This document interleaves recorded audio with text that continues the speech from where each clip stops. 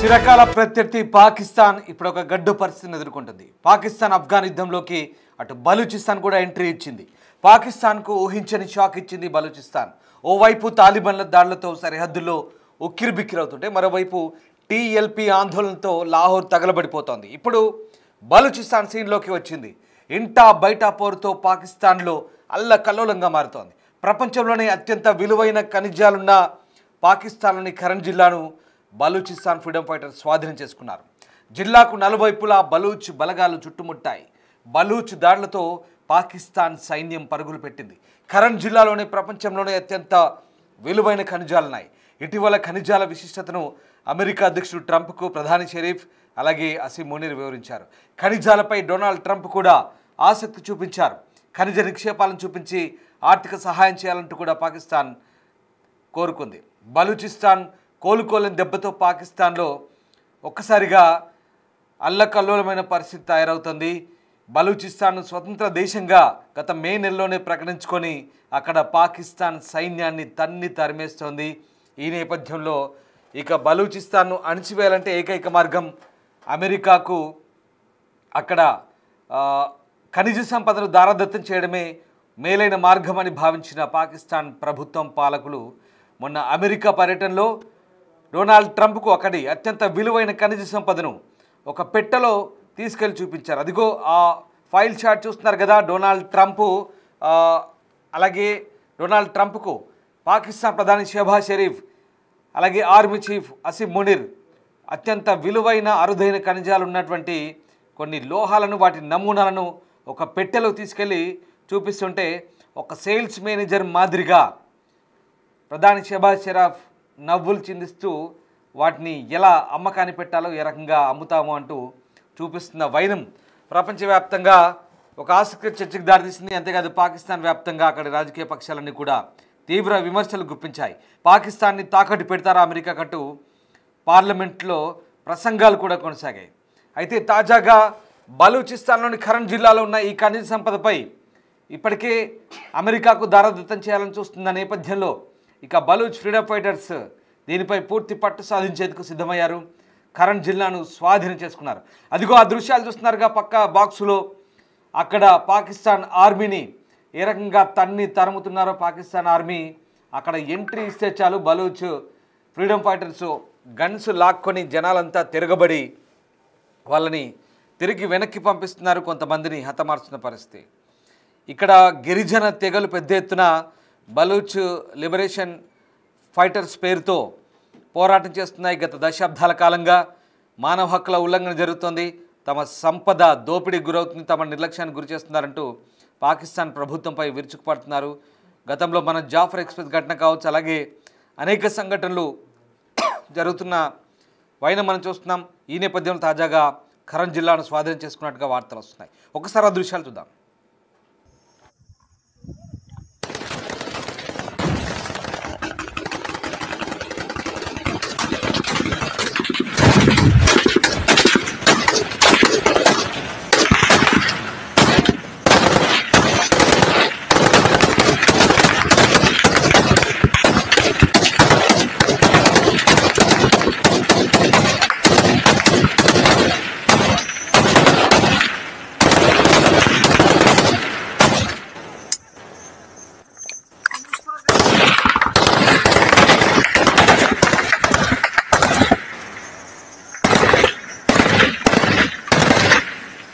शाबाश शाबाश उजाइर शाबाश शाबाश शाबाश शाबाश शाबाश शाबाश शाबाश शाबाश शाबाश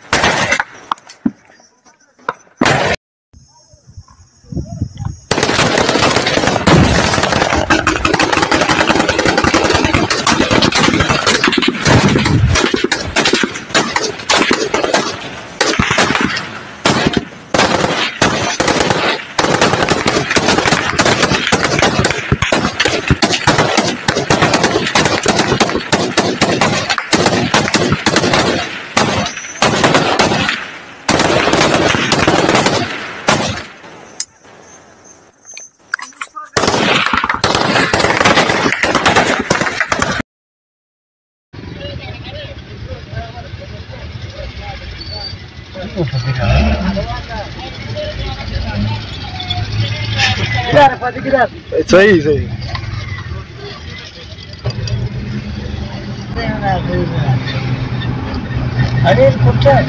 अरे अरे मोने पे انت فوق ايه زي صاروخ خلصنا اه خدت هنا بلوجة تسرسر خلاص शर्म करो बगैर तुम शर्म करो बगैर तो शर्म करो बगैर तो लाना तुम पे शेमारियो लाना तो तुम पे पागल में लाना पावर दिखा रहे हो वर्दी की ताकत दिखा रहे हैं वर्दी की ताकत दिखा रहे हैं ये लोग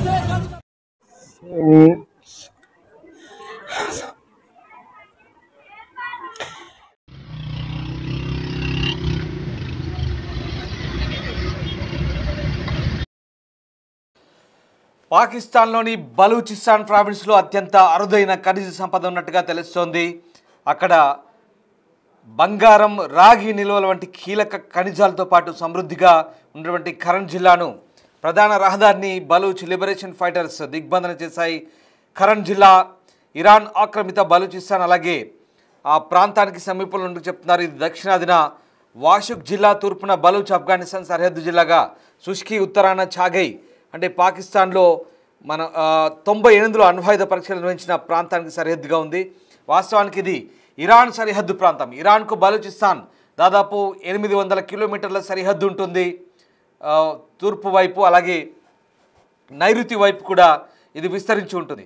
ఇక మరోవైపు ఉత్తరాన చాగై ఏదైతే పాకిస్తాన్ అణ్వాయుధ పరీక్షలు చేసిందో అక్కడికి సరిహద్దుగా కూడా ఉంటుంది. ఈ జిల్లా ఎడారి ప్రాంతం అలాగే పర్వత భూభాగాల విస్తారమైన ప్రాంతంగా చెప్తారు. ఇది బలూచిస్తాన్లోని పీఠభూమిలో భాగంగా ఉంటుంది. ఈ ప్రాంతం శుష్క వాతావరణ పరిస్థితులు, తక్కువ వర్షపాతం నమోదయ్యే మధ్య ఉష్ణోగ్రతలతో వర్గీకరించబడుతుందని చెప్తున్నారు. ఇక్కడ పొడి నదీ తీరాలు అలాగే స్థానికంగా ఇసుక దిబ్బలు, చాగైలో ఎక్కువగా కొండల వంటి కఠినమైన పర్వత శ్రేణులు ఉంటాయి. ఇక ఖరన్ ఖనిజ వనరుల కారణంగా భౌగోళికంగా ముఖ్యమైన ప్రాంతంగా చెప్తారు. ఇక్కడ లోహాలు, లోహేతర ఖనిజాలకు నిలయంగా టెక్టోనికల్ యాక్టివ్ జోన్లో ఉంది. క్రోమైట్, రాగి, ఇనుప ఖనిజం, పాలరాయి, ఇతర పారిశ్రామిక ఖనిజాల నిక్షేపాలు ఉన్నట్టుగా భౌగోళిక సర్వేలు చెప్తున్నాయి. అదనంగా బంగారం, అరుదైన భూమి మూలకాల అన్వేషణకు ఇక్కడ అవకాశం అని చెప్తున్నారు. బలూచ్ ప్రజల విస్తృత ప్రతిఘటన కారణంగా ఈ వనరుల్లో ఎక్కువ భాగం ఇప్పటివరకు ఇంకా అన్వేషించబడలేదు. ఖరన్, చాగై, నుష్కిలను నియంత్రించడం చాలా కీలకం కాబట్టి ఇది పాకిస్తాన్ ఆక్రమణ సరిహద్దు ప్రాంతాల సైనిక కదలికలను తగ్గిస్తున్నట్టుగా కనబడుతోంది. పాకిస్తాన్ దళాలను ఓడించడానికి, ఆఫ్ఘాన్ బలూచ్ ప్రాంతాలను సమన్వయం చేసుకోవడానికి, గస్తీ చేయడానికి ఆఫ్ఘాన్ బలూచిస్తాన్ బోరుకు సహాయపడుతున్నట్టుగా తెలుస్తుంది. మొత్తం మీద పాకిస్తాన్కు ఇప్పుడు గడ్డు పరిస్థితి, మూడు వైపులా సంక్షోభం, ఒక సంక్లిష్టమైన భౌగోళిక రాజకీయ ట్రయాంగిల్లో చిక్కుంది. ఇక్కడ ప్రతి అడుగులోనూ దానికి కొత్త సవాళ్ళు ఎదురవుతున్నాయి. డొనాల్డ్ ట్రంప్తో విందు కోసం వెంపర్లాడుతున్న పాకిస్తాన్ ఆర్మీ చీఫ్ అసీం మునీర్ ఇప్పుడు సోదరభావంతో ఉన్న తాలిబాన్తో కూడా తీవ్ర శత్రుత్వాన్ని కొని తెచ్చుకున్నాడు. మూడు వైపులా పాకిస్తాన్ దెబ్బతింటోంది. ఓవైపు బలూచిస్తాన్, ఓవైపు భారత్, ఓవైపు ఆఫ్ఘనిస్తాన్, హిందుస్థాన్, బలూచిస్తాన్, మధ్యలో పాకిస్తాన్ సెంట్రల్ పాకిస్తాన్లో అల్లకల్లోలం, అల్లర్లు, కొట్లాటలు, కాల్పులు, ఆపై ఆర్థికంగా పూర్తిగా సంక్షోభం, వరదలు. ఇది పాకిస్తాన్ పరిస్థితి. ఇక పాకిస్తాన్లో ఇంతటి గడ్డు పరిస్థితి ఉన్నా అక్కడి ఆర్మీ చీఫ్, అక్కడి ప్రధాని ఆ దేశాన్ని తాకట్టు పెట్టేందుకు సేల్స్ మేనేజర్ల మాదిరిగా అమెరికా చుట్టూ తిరుగుతున్నారు. ఎస్, ఇది బహిరంగ వాస్తవం. ఇదిగో చూడండి, పాకిస్తాన్లో చోటు చేసుకుంటున్న అల్లర్లకు సంబంధించిన దృశ్యాలు. ఓవైపు బలూచిస్తాన్ లిబరేషన్ ఫైటర్స్ ఏ రకంగా కాపుగాచి బలూచ్ ప్రాంతంలోని ఖరన్ జిల్లా దగ్గర పాకిస్తాన్ ఆర్మీని తిప్పి పంపుతున్నారు. మరోవైపు ఆర్మీని ఆయుధాలు గుంజుకొని చేతులు వెనక్కి కట్టేసి దిగో ఎలా పంపిస్తున్నారు చూడండి, నడుచుకుంటూ వెళ్తున్నారు కామ్గా పాకిస్తాన్ ఆర్మీ. వాళ్ళు చేసే నినాదాలు సిగ్గుండాలి, సిగ్గు చేయటం అంటూ నినాదాలు చేసుకుంటూ అక్కడి ఉర్దూ భాషలో, స్థానిక బలూచ్ భాషలో, గిరిజన భాషలో తిట్టుకుంటూ పంపిస్తున్నారు. సో అది పరిస్థితి. సో రకంగా 2025లో పాకిస్తాన్ ప్రచార యుద్ధంగా పూర్తిగా విఫలమవుతోంది. పాకిస్తాన్ పదే ఇస్లామిక్ ఉమ్మా పేరు చెప్పి తాలిబాన్ బలూచిస్తాన్ తమ వైపు తిప్పుకోవడం ప్రయత్నించింది. కానీ దాని ఎజెండా ప్రతిసారి విఫలమైంది. ఈ ఏడాది పాకిస్తాన్ 3 వైపుల నుంచి దెబ్బతింటుంది. తన చర్యల ద్వారా 3 వైపుల నుంచి యుద్ధ పరిస్థితిని సృష్టించినట్టుగా మనకు అర్థమవుతుంది. మొత్తం మీద పాకిస్తాన్ కుదేలవుతున్న పరిస్థితి మనకు చాలా క్లియర్గా కనిపిస్తోంది. ఎక్కడికక్కడ పాకిస్తాన్ ఊపిరాడకుండా చేస్తున్నటువంటి సందర్భాలే మనకు కనబడుతున్నాయి. ఇక్కడ తూర్పున ఇబ్బందికర పరిస్థితులు ఉంటుంటే మరోవైపు అటు పాకిస్తాన్కు వాయువ్య ప్రాంతంలో, నైరుతి ప్రాంతంలో ఇటు బలూచ్, అటు ఆఫ్ఘనిస్తాన్ ఈ రెండు కూడా ముప్పు తిప్పలు పెడుతున్న పరిస్థితి కనబడుతూ ఉంది. పశ్చిమ సరిహద్దుల్లో ఆఫ్ఘన్ తాలిబాన్తో భీకర ఘర్షణ ఒకవైపు, తాలిబాన్ పాకిస్తాన్ చెందిన డజన్ల కొద్ది సైనికులను చంపి అనేక పోస్టులను ఆక్రమించుకున్నట్టు పరిస్థితులు మనకు అర్థమవుతున్నాయి. నైరుతిలో బలూచిస్తాన్ తిరుగుబాటుతో పాకిస్తాన్ సైన్యం తీవ్రంగా అలసిపోయింది. సో రకంగా పాకిస్తాన్ ప్రస్తుతం జనవరి నుంచి సెప్టెంబర్ వరకు హింసాత్మక ఘటనలు మొత్తం సంవత్సరం జరిగిన 2024 సంవత్సరంతో జరిగిన ఘటనలకు సమానంగా చెప్తున్నారు. ఇది Pakistan institute for conflict and security studies చెప్తున్న నివేదిక. ఎవరో బయట వాళ్ళు చెప్తున్న పరిస్థితులు కావు.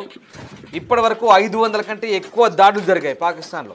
వందలాది మంది మరణించారు. గ్లోబల్ టెర్రరిజం ఇండెక్స్ 2025లో పాకిస్తాన్ 2వ స్థానం చేరుకుంది. ఇక ఇటు ఒక త్రికోణం. పాకిస్తాన్ భద్రతా విధానాన్ని కదిలించడమే కాకుండా దాని అంతర్గత రాజకీయ సమతుల్యతను కూడా తీవ్రంగా ప్రభావితం చేస్తోంది. తాలిబాన్తో శత్రుత్వం 2021లో ఆఫ్ఘనిస్తాన్లో తాలిబాన్ ప్రభుత్వం ఏర్పడిన తర్వాత ఇక పాకిస్తాన్ వాళ్ళకు సపోర్ట్ చేస్తారని ఆశించారు. కానీ పూర్తిగా పరిస్థితులు భిన్నంగా మారిపోయాయి. తెహ్రీకి తాలిబాన్ పాకిస్తాన్ గత కొద్ది రోజులుగా పాకిస్తాన్ పీచమణిస్తోంది. ఆఫ్ఘన్ యుద్ధం ముగిసిన తర్వాత తాలిబాన్పై పాకిస్తాన్ తన ప్రభావాన్ని కోల్పోయింది. తాలిబాన్ ఇప్పుడు పాకిస్తాన్ మద్దతు అవసరం లేదు, జై హిందుస్థాన్ అంటున్నారు, భారత్కు వస్తున్నారు. ఎందుకంటే తాలిబాన్లు తీవ్రవాదాన్ని విడిచిపెట్టారు. తాలిబాన్లకు మనం సహాయం చేస్తున్నాం, మనం రోడ్లు వేసాం, మనం పార్లమెంట్ కట్టించాం, మనం విద్యాలయాలు కట్టించాం, మనం అనేక ప్రభుత్వ కార్యాలయాలు నిర్మించాం.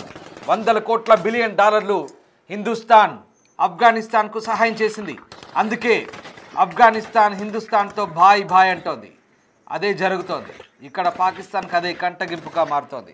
సో జరుగుతున్న పరిణామాలు ఒక్కసారిగా ఆఫ్ఘనిస్తాన్ విదేశాంగ మంత్రి అమీర్ ఖాన్ ముత్తాకి ఇండియాకు రావడం వాళ్ళకు మరింత కోపాన్ని తెప్పించింది. అక్టోబర్ 9న ఆఫ్ఘనిస్తాన్ పాకిస్తాన్ సైన్యాల మధ్య ఘర్షణలు ప్రారంభమయ్యాయి. పాకిస్తాన్ వైమానిక దళం కాబూల్పై ఎయిర్ స్ట్రైక్ చేసింది. తాలిబాన్ డ్యూరాన్ లైన్పై కాల్పులు జరిపింది. ఈ ఘర్షణలో 200 మంది తాలిబాన్లు మరణించినట్టు పాకిస్తాన్ సొంతంగా ప్రకటించింది. కానీ ఎక్కడ అవి నిజాలని తేలలేదు. మరోవైపు 50 మంది పాకిస్తాన్ సైనికులు చంపామంటూ తాలిబాన్ చెప్తారు. ఎవరికి వారి సంఖ్య పెంచుకుంటూ చెప్తున్నట్టుగా ప్రకటనలు చేస్తున్నారు. సో మొత్తం మీద ఇటు నైరుతి పాకిస్తాన్లో బలూచ్ తిరుగుబాటుదారులు, అలాగే ఇటు ఆఫ్ఘనిస్తాన్లో ఇటువైపు నుంచి ఒత్తిడి. సో మొత్తం మీద ఇక్కడ ఒక కీలక అంశం. ఇప్పుడు జరుగుతున్న అంశానికి కీలక అంశం ఏంటంటే ఈ బలూచిస్తాన్లో విలువైన ఖనిజ సంపదను దోచుకోవడంపై BLA వంటి తిరుగుబాటు సంస్థలు ఆగ్రహం వ్యక్తం చేస్తున్నాయి. పాకిస్తాన్ ప్రభుత్వం బలూచిస్తాన్లో అరుదైన ఖనిజాలను అమెరికాకు విక్రయించడానికి ఒప్పందం కుదుర్చుకోవడంతో మరింత ఆగ్రహం పెరుగుతోంది. ఫిబ్రవరి 2025లో గ్వాదర్ పోర్ట్ సమీపంలో జరిగిన ఆత్మాహుతి దాడిలో 4 చైనా ఇంజనీర్లు మరణించారు. ఇది సిపెక్ చైనా పాకిస్తాన్ ఎకనామిక్ కారిడార్పై జరిగిన ప్రత్యక్ష దాడి. 2025లో క్వెట్టాలో ఆత్మాహుతి దాడిలో 10 మంది పాకిస్తాన్ సైనికులు మరణించారు. మార్చి 2025లో జాఫర్ ఎక్స్ప్రెస్ రైలును హైజాక్ చేశారు. దీని వెనుక భారత్ మద్దతు ఉందంటూ పాకిస్తాన్ నిరాధార ఆరోపణ చేసిన బలూచ్ ప్రాంతంలో ఉన్న అసంతృప్తిని అది విస్మరించింది. 2025 వరకు సెప్టెంబర్ వరకు గ్వాదర్ అలాగే తుర్భత్ క్వెట్టాల్లో చైనా ఇంజనీర్లు లక్ష్యంగా చేసుకొని డజన్ల కొద్దీ దాడులు జరిగాయి. ఇక ఇవన్నీ చాలా ఉన్నట్టు భారత్తో పోరాటం. భారత్తో పహల్గామ్ దాడి తర్వాత భారత్పై అనవసరంగా భారత్తో పెట్టుకొని ఆపరేషన్ సింధూర్లో దెబ్బతింది. చూసారుగా ఎన్ని విషయాలు ఇప్పటిదాకా నేను మీకు చెప్పాను. ఇటు బలూచ్ లిబరేషన్ ఫైటర్స్, ఇటు ఆఫ్ఘనిస్తాన్, ఇటు భారత్ 30 ఏట దాడి కొనసాగుతుంది పాకిస్తాన్పై. ఈ దాడులతో ఒక్కసారిగా ఉక్కిరి బిక్కిరి అవుతున్న పరిస్థితి. సో ఈ దెబ్బతో ఒక్కసారిగా పాకిస్తాన్ కోలుకోలేని పరిస్థితి. ఒక విషయం ఆలోచించండి, తీవ్రవాదాన్ని నమ్ముకున్న ఈ దేశానికి ఇప్పుడు అదే తీవ్రవాదంతో చాలా తీవ్రమైనటువంటి సంక్షోభాన్ని ఎదుర్కొనే పరిస్థితి వస్తుంది. నిజంగా పాకిస్తాన్ కోలుకోలేని దెబ్బ తగిలే అవకాశం ఉంది. అల్లకల్లోలంగా మారుతోంది. అనేక కారణాలను ఒకటి కాదు రెండు కాదు. దీంతో ప్రస్తుతం పాకిస్తాన్లో తీవ్రమైన అల్లకల్లోలం సంక్షోభం దిశగా మరికొద్ది రోజుల్లోనే పాకిస్తాన్ పాలకులు అవలంబించే వైఖరితో ముఖ్యంగా షెహబాజ్ షరీఫ్, అసీం మునీర్ ఇద్దరు కలిసి దేశాన్ని అమ్మేస్తున్నారు, దేశాన్ని తాకట్టు పెట్టేస్తున్నారు. పాకిస్తాన్లో మరొకసారి బంగ్లాదేశ్, నేపాల్ మాదిరిగా తిరుగుబాటై బట్టలు ఉడదీసి కొట్టి దేశం నుంచి తరిమే రోజులు దగ్గరలో ఉన్నట్టుగా కనబడతారు.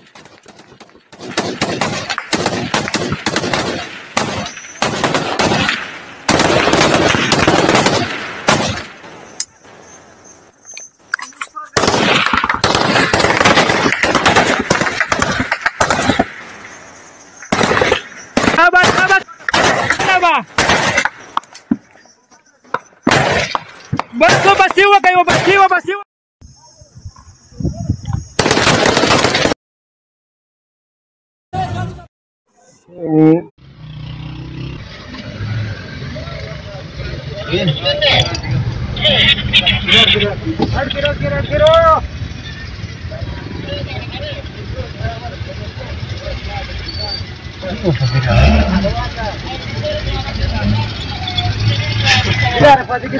सही सही